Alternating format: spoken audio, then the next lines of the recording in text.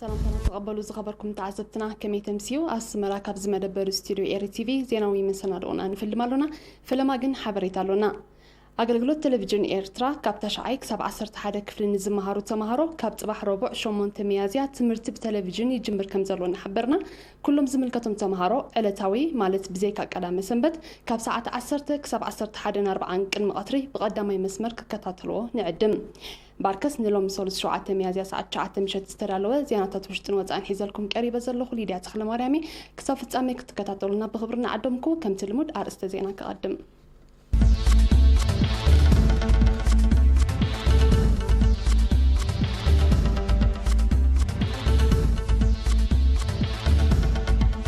المختان قال كوفيد 19 المسسان لعل حد نتبخل 100 مليون نقفان 271 شهر ريال متوفيو ماكل حبريتا مينستر طعنا أدمع نتفتاتي سلاسل الله أبنو زوبا الرعتا انتسافات زبيت زقدامن أبطبق كنتات كنزلوات حبيرو بدرجة عالم بكورونا فيروس نيستلف سبات قطري أساد حد نتبع 4 مليون بتحو طالبان مس منغست أفغانستان كايدون زوات أنا زررب كم زقارو صو حبيرو أبي عراوت كتما أبو قريب عسكرو زيت أنحى سراوت أمريكا كوات مخانة حفليتهم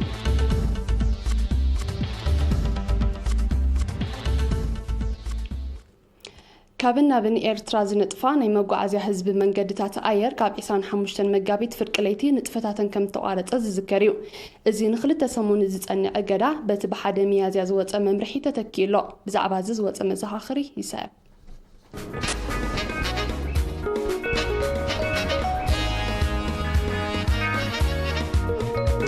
مزخاخري كلن كابنا بن إيرتراز نطفا ناي حزب مغعازيا منقدتات اير كاب ربع 25 مغابيت فرق ليتي كل براراتتن مقراصو زذكريوم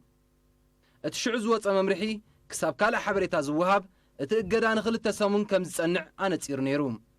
انتخونه بحد ميازيا بالعلواي حيل عمام زوصن ن21 معلتات صنيعو زصنح الممرحي نخلهم قدمي زوصو ممرحيتات زملئن زتكئن سلازخونه اتن براراتات ناي حزب مغعازيا منقدتات اير زملكت ممرحي بزي تتكيون تناويحنا اللوم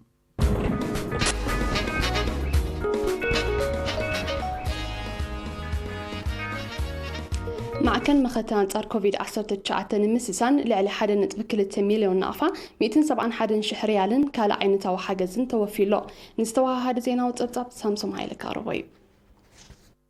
مع كان مختاي أنصار كوفيد 19 مسسان لعلي 1.2 مليون نقفة 271 شهر ريال كالا عينتا وحاجزن توفيهم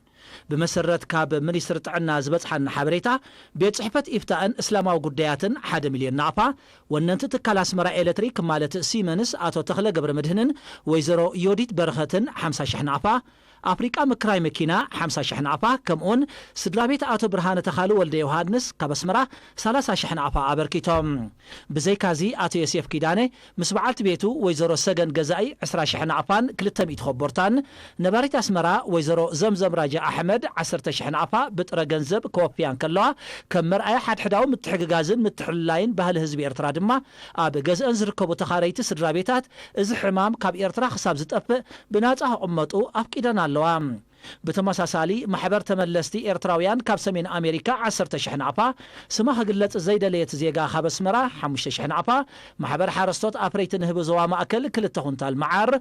تقاللاي يمان هدآت كحيل عمتاوي اب ورح ميازيا نزخر فتحات ولدهم زوع الوز نبورو 3 شح نقفة سماها قلت زيدا ليت نباريتا سمرا دما 3 شح نقفة وفي مالهم بهالو وغن اب رياض سعود عرب زنبر زيغاتات بتقلالا لعل 271 شح ريال بركيتهم كاب امباسي إيرترا بمسرت زبصحنا حبريتا ببهبابيو زنقساقسا 3 نص جلتات هقدف بدمر 35 شح 800 ريال أبالات إمباسي إيرترا 15 شح ريال بيت صحفت محبركم 10 شح ريال أهقراو بيت مرتي إيرترا 5 شح ريال منسيات هقدف 5 شح ريال أبالات زينا محبركم 1 شح ريال 8 شح 150 ريال دما كاب استفلاليو زيغاتات استواصيوم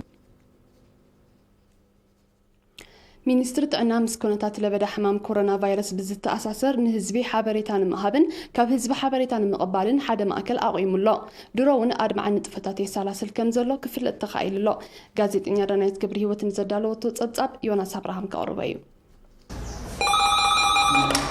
هلو نكتب مع الجماعة كلهم حتى مجمرة قبل ذلك 5 نقرات سمعت أول ሚኒስትሪ ጥዕና ምስ ኩነታት ለበዳ ሕማም ኮሮና ቫይረስ ብዝተኣሳሰር ንህዝቢ ሓበሬታ ንምሃብን ንምቕባልን ብ2 ሚያዝያ ዝቖመ ማእከል ኣድማዕ ንጥፈታት የሰላስል ኣሎ ካብ ኣወሃህድቲ ናይቲ ማእከል ዶክተር ሃብቶም ክፍለ ብዛዕባ እቲ ብ3 ነፃ መስመራት ቴሌፎን ማለት 118 11 ከምኡውን 113388 ሰዓታት ዝውሃብ ዘሎ ኣገልግሎት ነሪ ናብ ዝሃብ ሓበሬታ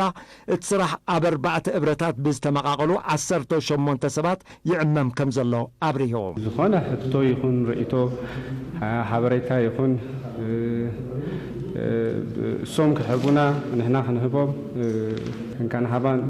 እዩ ትስታይ ንሶም ዝኾነ ዝሓመመ ሰብ ተልዮም ካብ ከምዚ ቦታ ከምዚ ይሕብሩና ንሕና ድማ እቲ ኣድራሾም ወሲድና ከድና ብዝግባእ ኣገባብ ናብ ሕክምና ዝመፅሉ መንገድታት ወይ ድማ ካብኦም ናይ ምርመራ ናይ ሙሳድ መንገድታት ንገብር ኣለና ማለት እዩ ብዘይካቲ ዝህብዎ ኣስተምህራዊ ሓበሬታ ብመሰረት ካብ ደወልቲ ዝርከብ ሓበሬታ ምክትታል ዘድልዮ ጉዳይ ምዝህሉ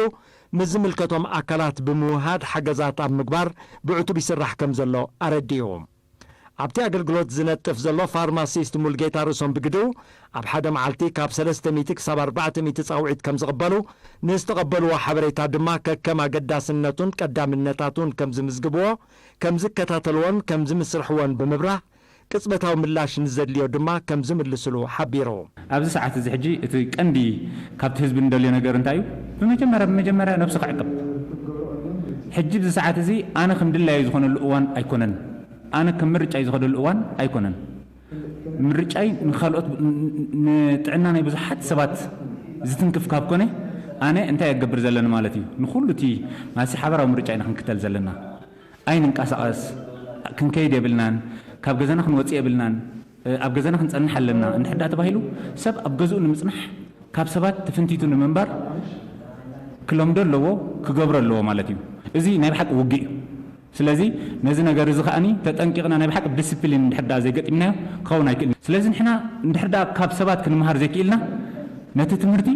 ብተመክሮና ክንምሃሮ ኢና ማለት እዩ እዚ ከዓ ከቢድ ዋጋ ክሓተና እዩ እቲ ዝውሃብ ዘሎ ኣገልግሎት ዝምስገን እኳ እንተኾነ ነቲ መስመራት ንምርካብ ኣጸጋሚ ኮይኑሎ ንዝብል ብህዝቢ ዝቐርብ ቅሬታ ድማ እቶም ሞያውያን ኤሪቴል ክሓስብሉን ቁልጡፍ ፍታሕ ክገብሩሉን ትፅቢት ከም ዝገብሩ ሓቢሮም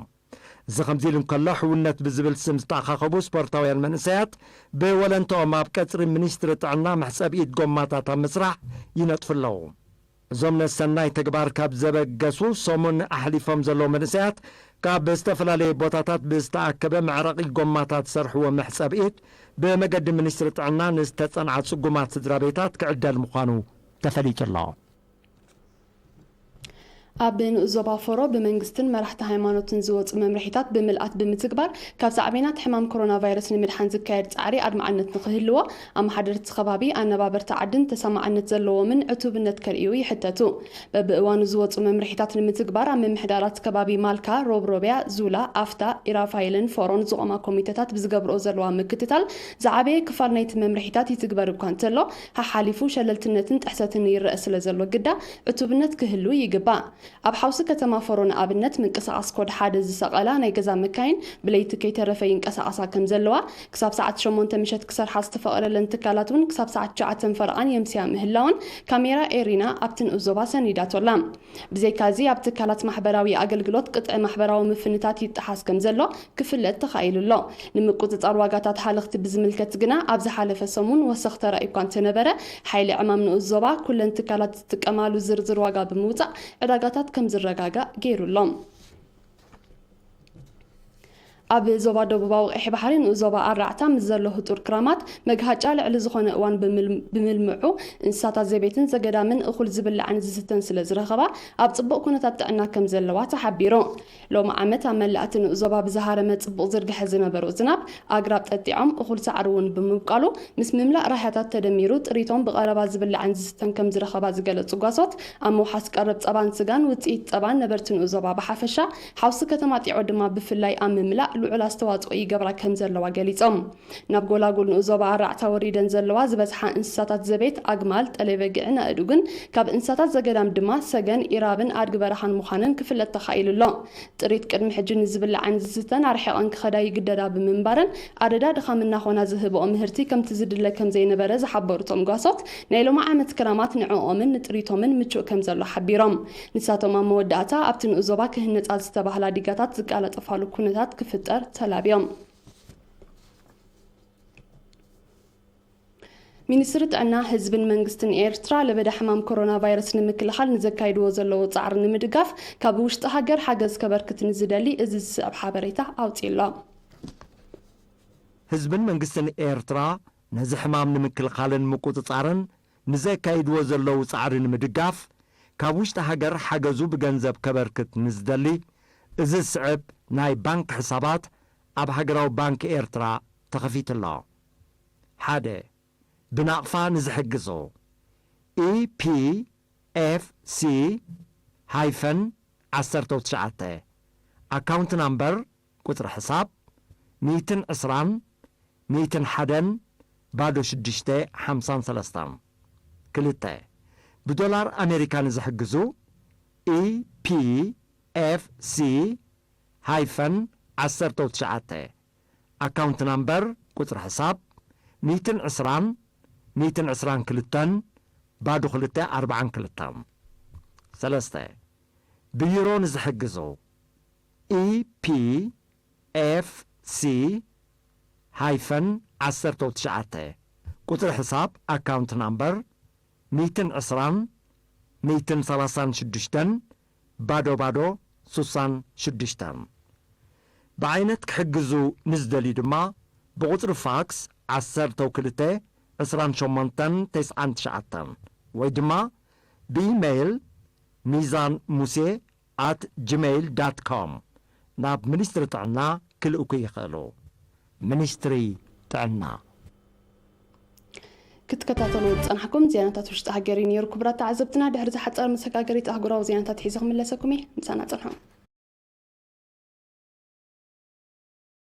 ኣብ 209 ሃገራትን ግዝኣታትን ኣስፋሕፊሑ ብዘሎ ሕማም ኮሮና ቫይረስ ብደረጃ ዓለም 11.4 ሚልዮን ሰባት ከም እተለኽፉን ልዕሊ 79,000 ከም ዝሞቱን ተገሊጹ ዝበዝሐ ቁፅሪ ናይቶም በቲ ቫይረስ ዝሞቱ ኣብ ኤውሮጳ ምዃኑ ዝጠቕሱ ጸብጻባት ኣብ ፈረንሳ ትማሊ 6 ሚያዝያ ዝተመዝገበ 833 ቁፅሪ ምዉታት እቲ ቫይረስ ኣብቲ ሃገር ካብ ዝኣቱ እቲ ዝበዝሐ ምዃኑ በዚ ድማ ጠቕላላ ቁፅሪ ምዉታት ኣብቲ ሃገር ናብ 9,000 ከም ተጸግዐ ኣፍሊጦም ብቁፅሪ ዝሞቱ ኣብ ቀዳማይ ደረጃ ተሰሪዓ ኣብ ዘላ ኢጣልያ ድማ ብ6 ሚያዝያ 636 ተወሰኽቲ ሰባት ከም ዝሞቱ እዚ ድማ ነቲ ጠቕላላ ቁፅሪ ናብ ልዕሊ 17,000 ሓደ ይብዎም ኣብ እስጳኛ እውን ኣብ ተመሳሳሊ ዕለት 637 ሰባት በቲ ሕማም ከም ዝሞቱ ዘነፅሩ ጸብጻባት ጥዕና ጠቕላላ ቁፅሪ ግዳያት ናብ 14,000 ከም ዝደየበ ኣፍሊጦም ኣብ ኣሜሪካ ድማ ቁፅሪ ዝተለኽፉ ናብ ልዕሊ 380,000 ክበፅሕ እንከሎ ቁፅሪ ዝሞቱ ድማ 12,000 ተጸጊዑ ኣሎ እዚ ከምዚ ኢሉ እንከሎ ፕሬዚደንት ፊሊፒንስ ሮድሪጎ ዱተርተ ለብዒ ቫይረስ ኮሮና ንምክልኻልን ንምግታእን ዝወፀ መምርሒታት ክሳብ 30 ሚያዝያ ክነዋሕ ኣዚዙ ኣሎ ፕሬዚደንት ዱተርተ ኣብ ዝሓለፈ ቀረባ መዓልታት ቫይረስ ኮሮና ንምክልኻልን ንምግታእን ዝወፀ መምርሒታት ዝጠሓሰ ክሳብ ናይ ሞት መቕፃዕቲ ከም ዝብየነሉ ምጥንቀቑ ኣይርስዕን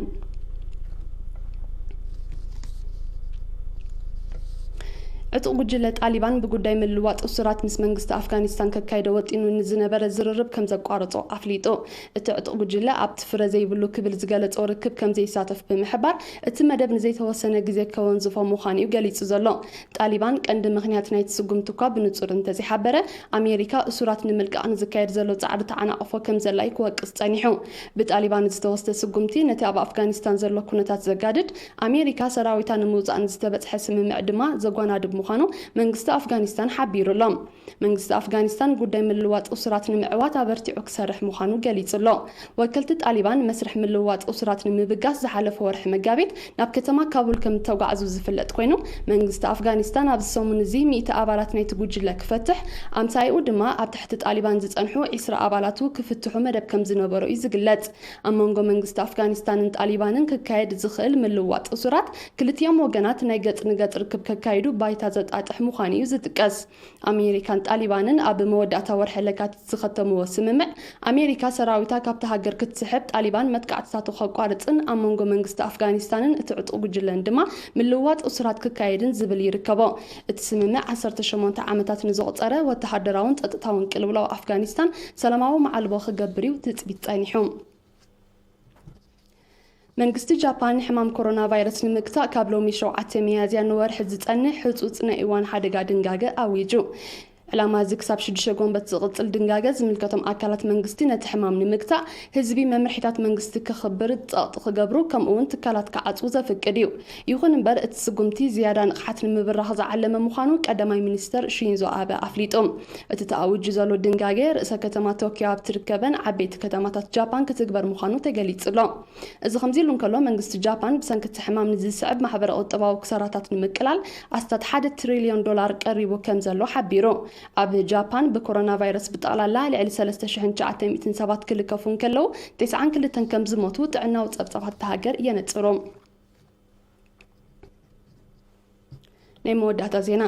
ዕጡቃት ሽበራውያን ኣብ ሰሜናዊ ማሊ ኣብ ልዕሊ ተረኪኑ ዝርከብ ማዕስከር ሰራዊት ብዘካይድዎ መጥቃዕቲ ብውሕዱ 25 ኣባላት ሰራዊት መንግስቲ ከም ተቐትሉን ካልኦት ሓያሎ ከም ዝቆሰሉን ተገሊጹ እቲ ብ6 ሚያዝያ ወጋሕታ ዝተኻየደ መጥቃዕቲ ኣብ ከባቢ ከተማ ባምባ ከም ተፈጸመ መንግስቲ ማሊ ኣብ ዘውፅኦ መግለጺ ሓቢሩሎ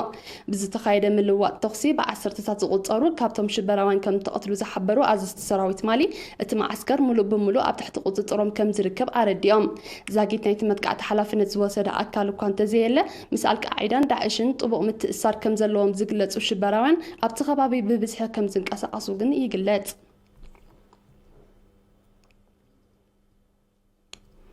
ክብራት ዓዘብትና ንሎም ምሸት ዝተዳለወ ሓፈሻዊ ዜናዊ መሰናዶና ኣብ ዝተዛዚሙሎ ለበዳ ቫይረስ ኮሮና ንምክታእ ኩሉ ዜጋ ንዝወፁ መምርሒታት ብሓላፍነት ከተግብር ብዝተኻለ መጠን ድማ ርሕቀቱ ክሕሉን ኣእዳው ብተደጋጋሚ ክሓጽብን እላቦ ክሳብ ፍጻሜ ምሳና ብምጽናሕኩም መስግን ቀጺሉ ምዝቐርብ ንሕማም ኮሮና ቫይረስ ኣብ ዓለም ሎሚ ኣብ ከመይ ደረጃ በፂሑ ከም ዘሎ ንዝገልጽ ፍሉይ መደብ ሓድገኩም ብወገነይ ብሩኽ ለይቲ